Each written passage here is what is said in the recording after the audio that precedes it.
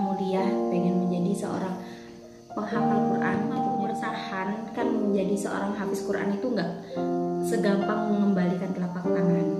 Bagaimana abang mampu bertahan hingga menjadi seorang hafiz?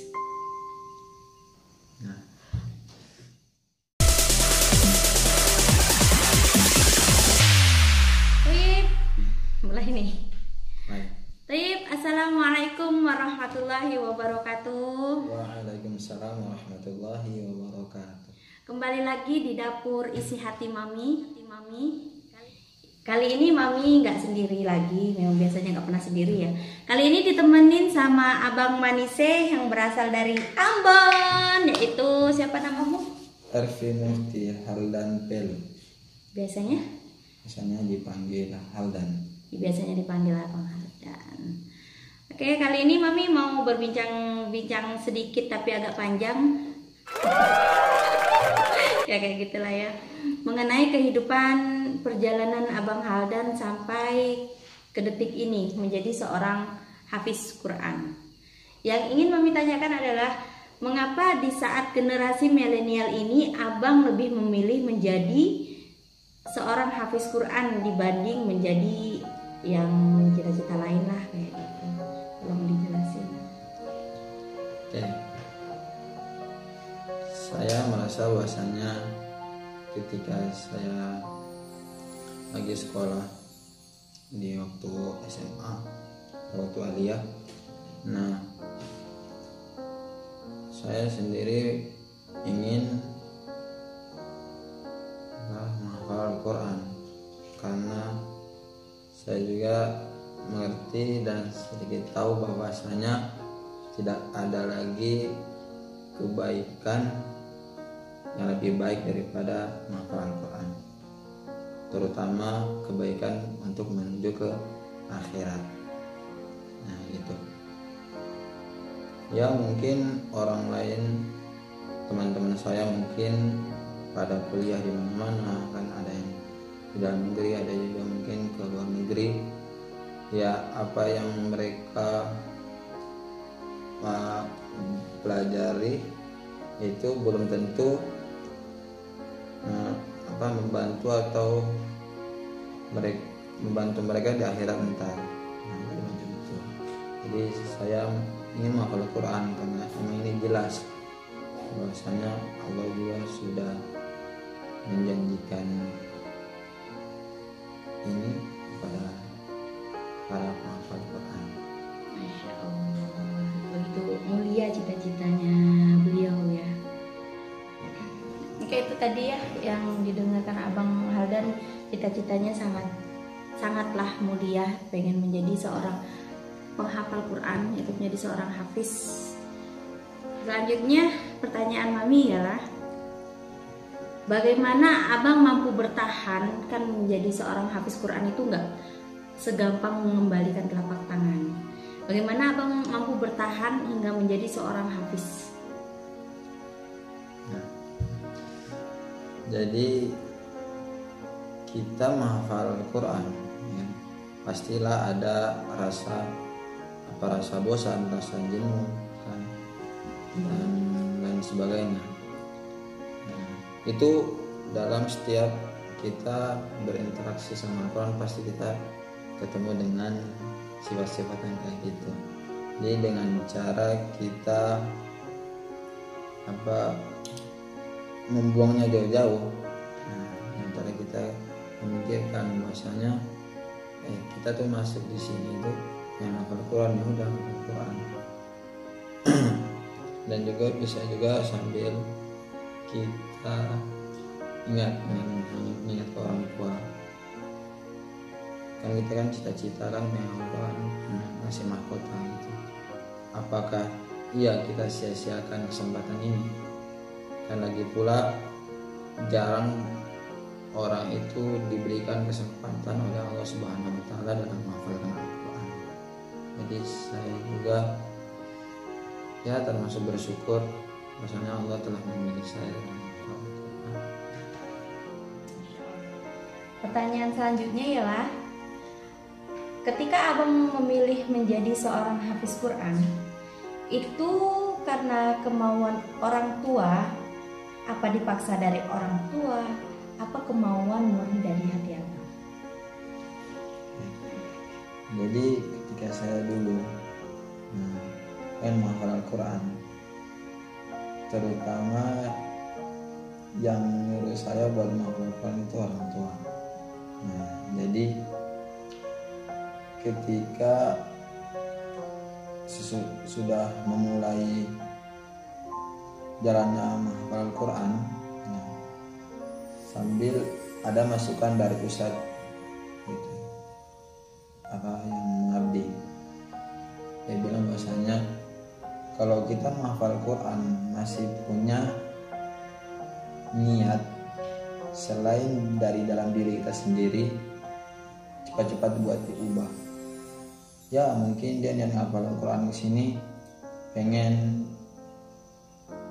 dibanggakan sama orang lain, dan juga mungkin karena orang tuanya.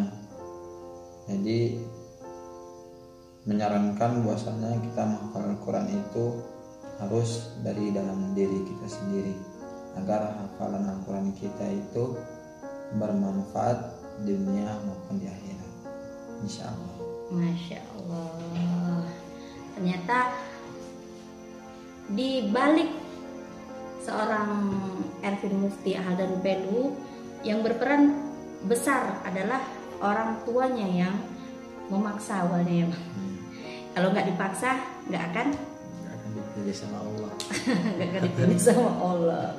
Karena orang tua yang baik adalah orang tua juga yang sangat mengerti keadaan bagaimana kondisi anaknya. Karena cita-cita mulia adalah salah satunya adalah menjadi seorang hafiz Quran. Karena dunia ini sudah semakin tua dan penyelamat di dunia dan akhirat adalah penghafal Al-Quran. Seorang hafiz itu adalah yang menghafal isi-isi Al-Quran, insya Allah. Oke ya Bang, ini pertanyaan terakhir dari Mami, yaitu bagaimana tips agar teman-teman di luar sana terinspirasi dari Abang, atau adik-adik yang di sana yang pengen mengikuti jejak Abang Haldan menjadi seorang hafiz Quran, tolong berikan tips-tips cara mudah menghafal Al-Quran tanpa itulah. Ini itu yang membuat otak kita kusut. Ketika saya memulai dalam menghafal Al-Quran, tentunya saya sendiri mengikuti standar seperti para penghafal Al-Quran yang lain mereka lakukan. Nah, itu cara-caranya seperti yang apa yang mereka hafal. Misalnya mereka ingin menghafal satu halaman. Nah, jadi satu halaman itu diulang-ulang dalam kurang lebih paling dikit 10 kali pengulangan dalam setiap halaman. Baru itu mulai kita menghafal per ayat, bisa juga kata demi kata. Nah, itu perjalanan menghafal Al-Quran itu sangatlah susah sampai menemukan feel itu kenyamanan, pokoknya mudah gitu dalam menghafal Al-Quran dengan cara sendiri ke feel. Nah, ketika sambil berjalannya waktu, jadi apa yang sudah kita hafal itu kita mendapatkan feel-nya itu tidak langsung didapat. Jadi perlu ada jalannya. Nah, saya sendiri mendapatkan feel dalam menghafal Al-Quran tersebut ketika saya sudah mempunyai kurang lebih 3 juz hafalan. Nah, udah itu saya merasa senang bahwasanya sudah mendapat cara sendiri dan lebih cepat dapat dalam menghafal Al-Quran. Saya sedikit menceritakan bahwasanya cara saya ketika mendapatkan feel, kan awalnya kan ngikut seperti menghafal Quran yang awal-awal, yang masih pemula. Nah, cara saya dalam menghafal Quran yaitu dilihat doang. Nah, dilihat kata demi katanya. Nah, jadi nggak perlu lagi dibaca 10 kali. Kita bacanya 2-3 kali cukup. Yang penting panjang pendeknya itu pas, itu hukum-hukumnya itu pas. Menurut kita tidak ada lagi kesalahan dalam membacanya. Nah, langsung kita mulai menghafal. Hafalnya itu nggak dibaca ulang-ulang. Kayak contoh, Dzalikal kitabul la raiba fih. Dzalikal kita itu nggak perlu ulang-ulang kalau saya sendiri. Langsung lihat aja, nggak perlu diucapin, dilihat. Nah, diplototin, sudah diplototin. Nah, kita tuh sebutkan apa yang kita ingat, yang kita ingat. Sebutin aja, salah apa benarnya. Nah, nanti setelah kita baca, nanti kita buka Al-Qurannya, apakah sama dengan yang kita rekam tadi, gitu. Barakallah. Semoga apa yang disampaikan Abang Haldan bisa bermanfaat bagi saudara-saudara, adik-adik, dan semuanya untuk mengikuti jejak-jejak Abang Haldan. Oke, itulah tadi bincang-bincang kita bersama Abang Ervin Mufti Haldan Pelu. Dan selanjutnya next time mungkin kita akan belajar tahsin sama beliau, insya Allah kita akan nge-vlog lagi bareng beliau dan rekan-rekan yang lainnya. Baik, Mami akhiri sampai di sini. Jumpa lagi di dapur Mami selanjutnya, dapur isi hati Mami selanjutnya, dan dapur-dapur Mami yang mana nggak tahu itu. Penting sekarang kita berterima kasih dengan Abang. Terima kasih sudah berbagi ilmunya. Terima kasih ada waktu untuk datang ke dapur Mami.